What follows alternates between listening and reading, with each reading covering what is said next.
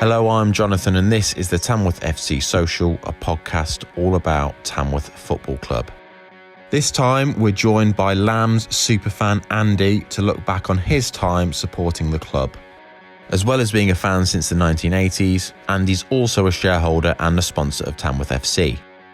He's been sharing with us his memories following the club, including the FA Vase triumph of 1989, the 1990s where the club won a league title, and his hopes for next season in the National League.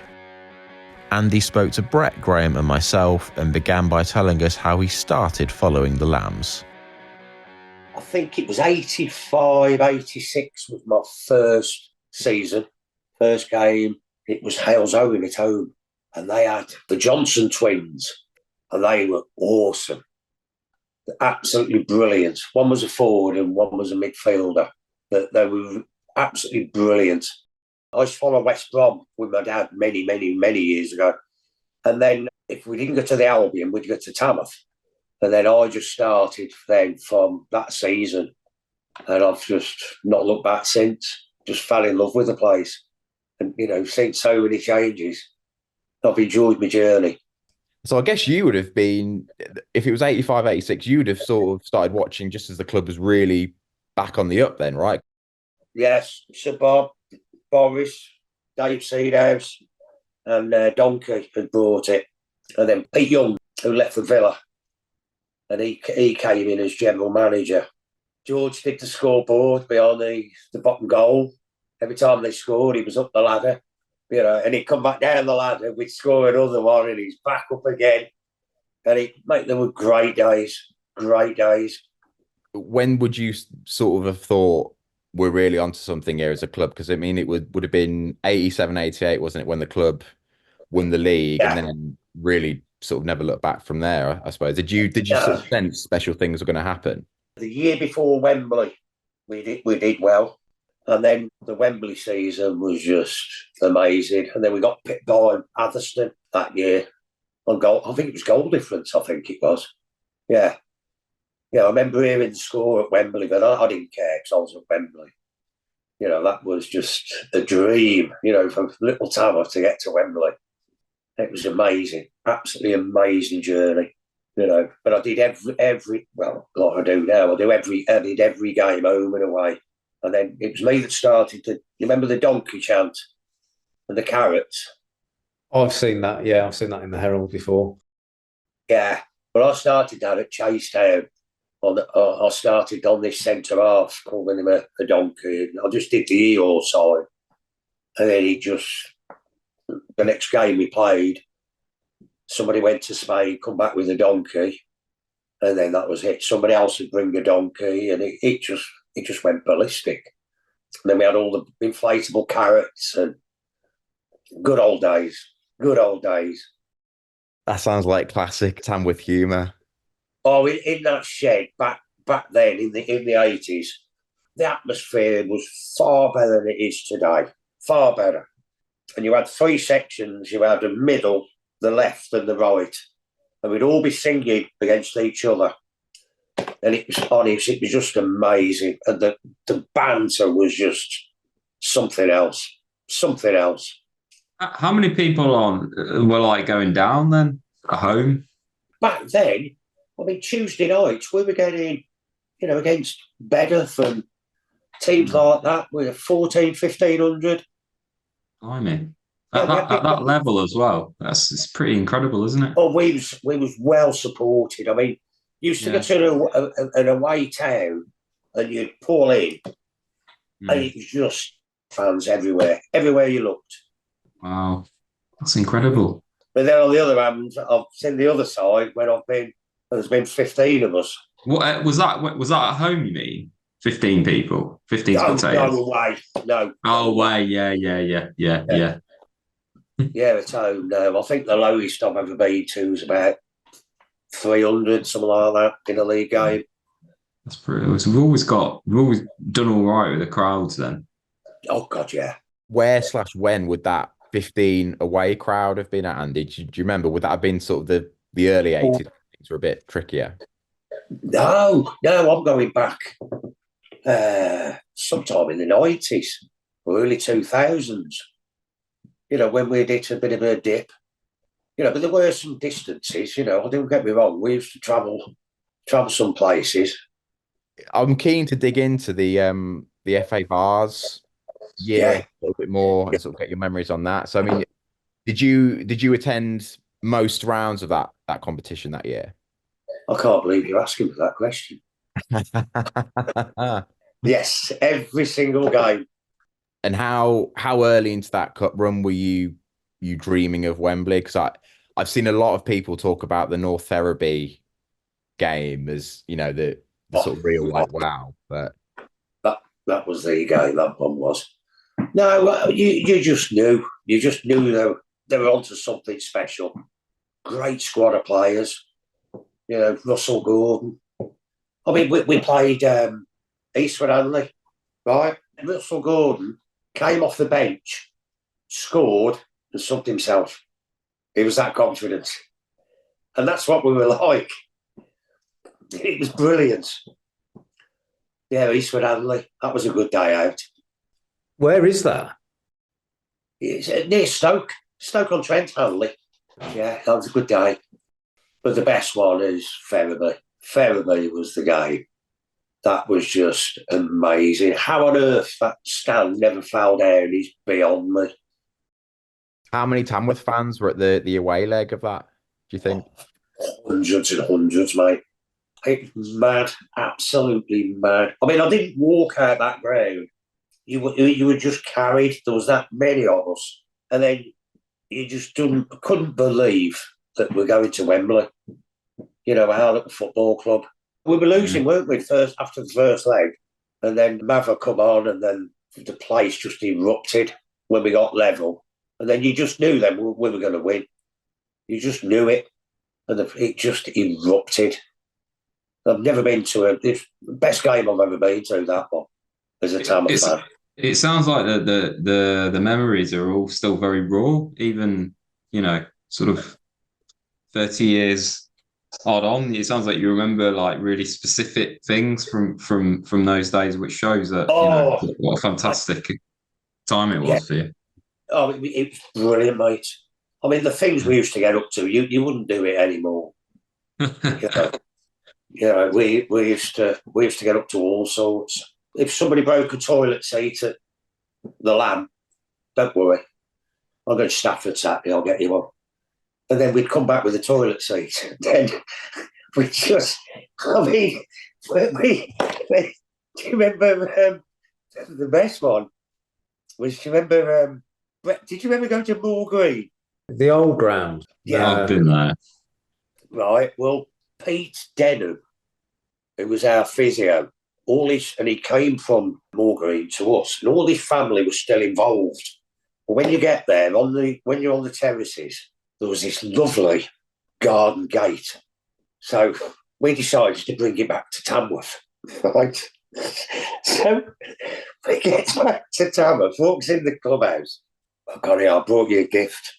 And they've gone, oh no, you haven't. Oh yeah. And then Pete Denham come in, he's gone, right, who's got the gate? And then we had to send it back. It was honest, mate, things we got up to. But nothing, major, nothing bad. But it was just funny days. So was North Ferriby, you said that was your favourite game. Is that better than Wembley then for you? Yeah. Ferriby was the fans' day. Wembley was the town's day and family's day. It was all right, Wembley. I enjoyed it, don't get me wrong. But do you want a quick story about that one? Yeah, please. So we went on the Thursday and we stopped in the Hilton at the top of Wembley Way. And on the Friday night, we've gone into London, as you do, come back to the hotel, and there'd been some boxing on at the Wembley Arena. So we get to the hotel bar and there's this scouser there. So I get talking to him. I said, are you here for the football? He said, no, I've been to the boxing. I said, oh, right. He said, what about you? I said, I'm here for the football tomorrow. I said, are you a Sudbury fan? And he went, no. He said, I'm a copper. I'm anti-terrorist squad. And I got, behave yourself. I said, behave. I ain't listening to you. So I leaves him. So anyway, next morning, goes down. We went out for breakfast, comes back in the hotel bar, and there he is. So, oh God, not you again. He's gone, yeah, he said, you don't believe me, do you? I went, no, I don't. I said, I think you're full of it. He's gone, where you sat today? By the steps. I booked 2 rows for all my family and my friends. You know, as you come up the steps to get the cup. I've gone, I'm sat there, why? He went, no reason. So he gets in the ground, and then we has a beer downstairs, and then you come in, and then you go up the last flight of steps, right? And as I'm going in, this security door, this fire door like, on the side, kicks open. 4 great big blokes grab me. Right, you nicked. And you can imagine, I'm just about to watch my team, right, play the biggest game in their history, and I'm getting nicked, right? And I'm kicking and screaming. I'm kicking off now. I mean, lads, I ain't done nothing in all of this. They takes me through the door, and who's there? The Scouse anti-terrorist guy. Yeah. Absolutely stitched me, he did. Doesn't sound like much of a new friend. Oh, no. And he just went, no, do you believe me? Yeah, I do. So, Andy, can you tell us like a bit more about what you remember of the game at Wembley and, you know, your memories of that? I think everyone went to that game. I remember the front of the Tamworth Herald, well, the last person out of town, please turn the lights off. But I went 2 days early. I partied for 2 days down there. I did. We mentioned it in the last episode as well about like how I don't know what the population of Tamworth was then, but it must have been literally a good proportion of the town that went down there. Or it was crazy, mate. Absolutely, just sea of red. It was honest. It was an amazing day. It was just mad down there. You know, the whole town was there. It was mad. Just a sea of red. It was brilliant. Proud day. And then what about then just a few days later having to get on the road again to go to Peterborough for the replay? Oh, well, I'll tell you, I got another one with that one. You could not get a minibus or a coach. There was like 15 of us. Couldn't get one for love nor money. So our main sponsors at the time was Bailey Construction, Mick Wilson, who sadly passed away. So I rings Mick. I said, Mick, have you got a crew bus? And what they are, they're a Sherpa van, and they just had a bench either side in the back, right? He's gone, yeah, he said, I got one. Anyway, we picked everyone up in Tamworth, right? And then we arrived into Peterborough in this bus, right? So we kicked the back doors open, right? We'd start singing, and we've got a police riot van behind us, and there's us like in this back of this van.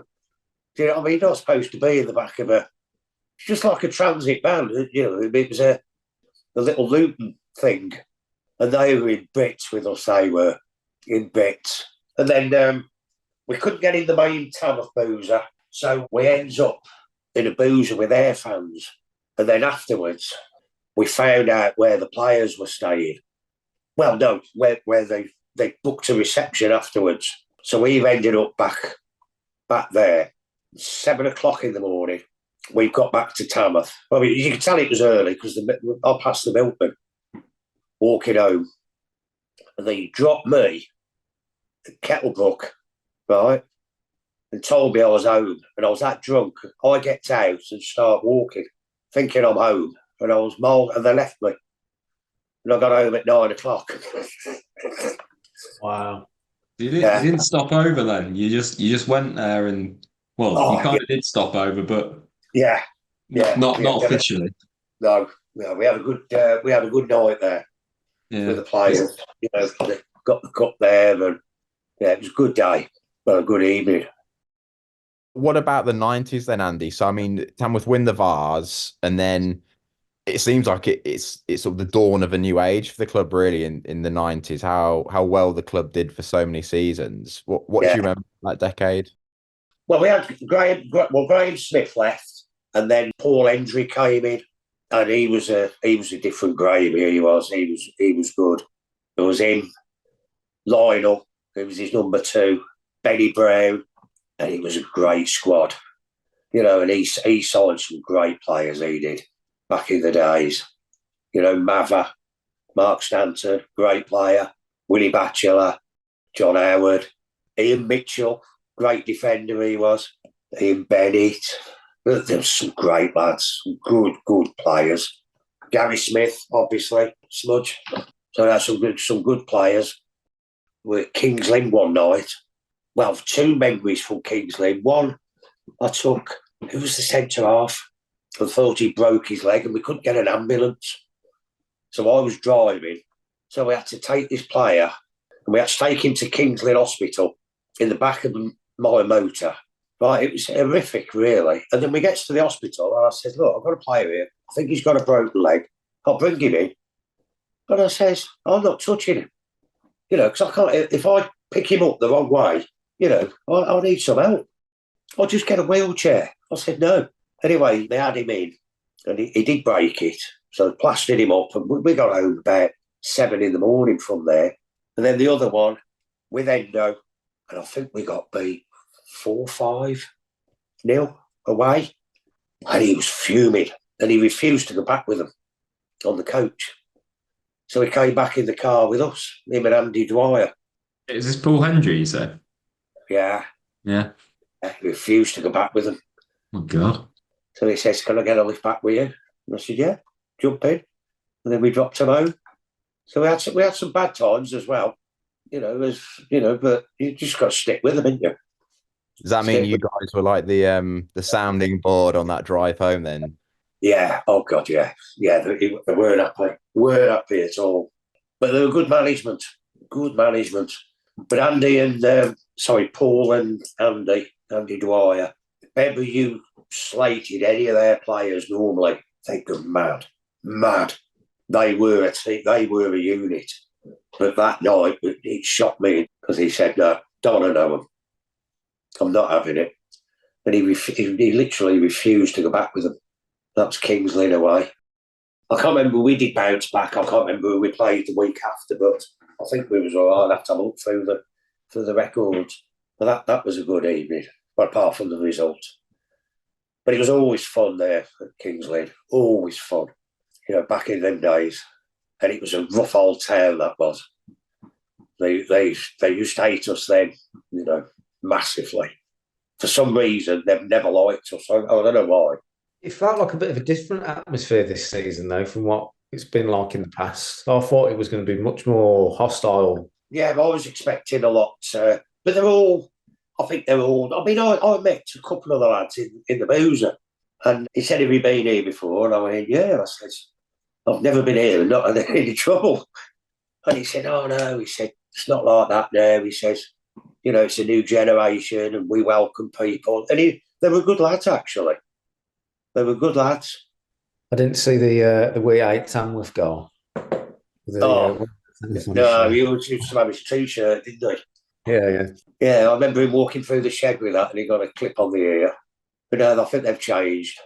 I think they've changed for the better, because they were quite hospitable this time. Would you say throughout the 90s, there was a sense that something was going to happen here? Tamworth were going to... Yeah, because the football we were playing was awesome. And even if you went a couple of goals down, you knew we were coming back. We were going to win that game. And it was like this season, you just knew. Nobody scared us. Nobody scared us. And the more people put us down. And, I remember when we won it at Stafford. And then, can you remember the manager's name at Stafford?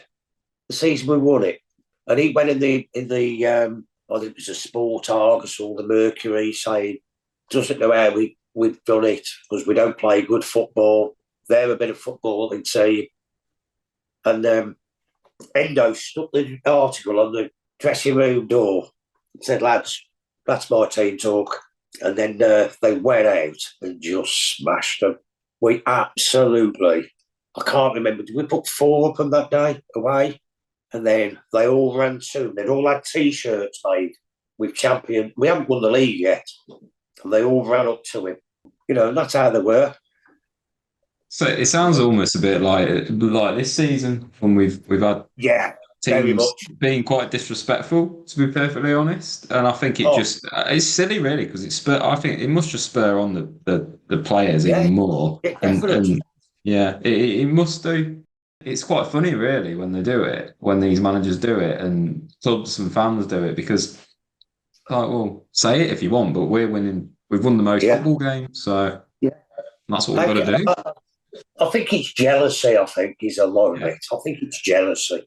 Yeah, but this season we haven't played the most attractive football, but we're there to win games. We're there to win a league. And that's what we've done. This one's been the best.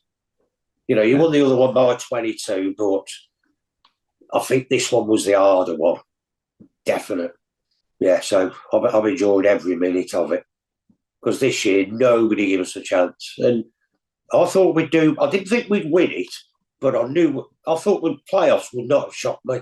But as a club, we've never ever been promoted through the playoffs. Never. We always win a league. What are you thinking for next season then, Andy? I mean, obviously there's still a whole summer to go yet, but I mean, are you fairly confident Tamworth can leave their mark on the National League? Without a doubt. I'm telling you, we're going to shock a few again. We'll shock a few again because they won't want to come down the land. They'll hate it.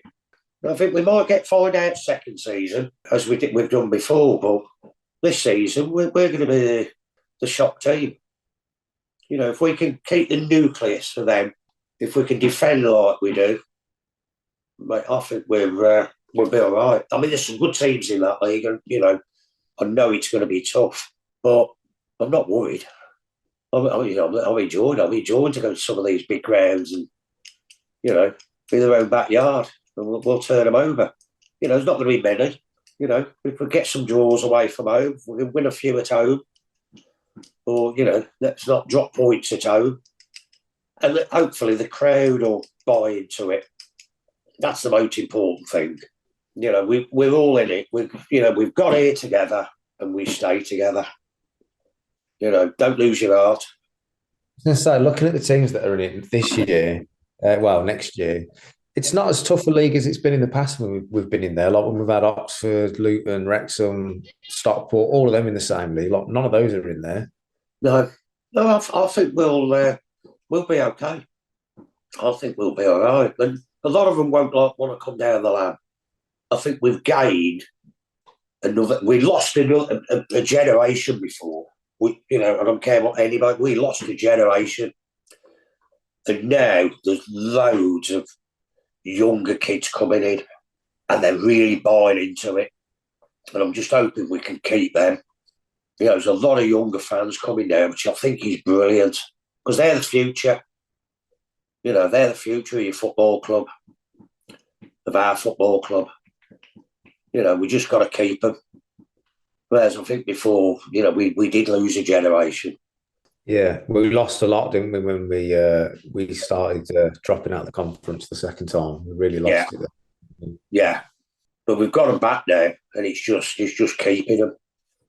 But they're really key now. This new lot that's coming in. So the signs are bright, I'd say, or the future's bright. Something that really gives me comfort ahead of next season is Tamworth generally respond really well to being in a higher division. Like I'm just looking back at the league finishes. It's like in recent history, at least, Tamworth always sort of acclimatise really quickly. So I think, why not again? I think we're 15th, the highest we've ever finished in the conference. Is it 15th? Yeah. So if we can get 14th this year, I'd be more than happy. Yeah, so it was a good season. That'd be amazing. Yeah, exactly. And get a good cup run. Yeah. Get a good cup run. Yeah. Yeah, that's what we want. FA Cup third round. Yeah, another one. Another Everton. If Tamworth gets the FA Cup third round, who would your pick of the bunch be? You'd want a big one, wouldn't you? You'd want Man City or Arsenal or... I wouldn't say Man United because they ain't big anymore, are they? But you know what I mean? Something like that. It'd be away. Yeah. And then that's where you make your dollar. Then we'll do a Burton Albion. Yeah. We'll do a Burton Albion. Peake's pitting his wits against Pep then. That'll be Oh, good, yeah. wouldn't it? I bet he'd love that.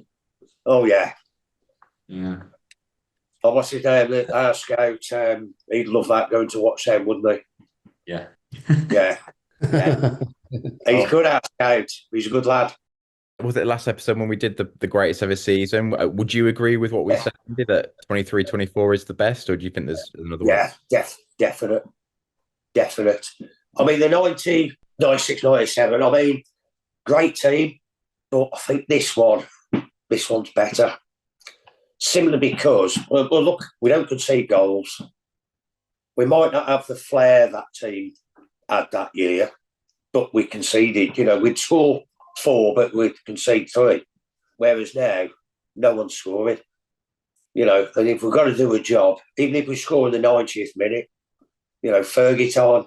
That's what I called it this year, Fergie time. You just knew we were going to score. And I used to away from home and people would go, well, we've done you there. You ain't got your 3 points. I'll go, Fergie time to come yet, pal. And then bang. And then we'd do it. And I go, told you. That was our interview with Andy. Our thanks for him for making time to speak to us and share all those memories. If you've enjoyed this episode, please do give it a like and subscribe to our YouTube channel. You can do that by pressing the subscribe button below this video. It really helps the podcast grow its audience if you do that. Until next time, goodbye.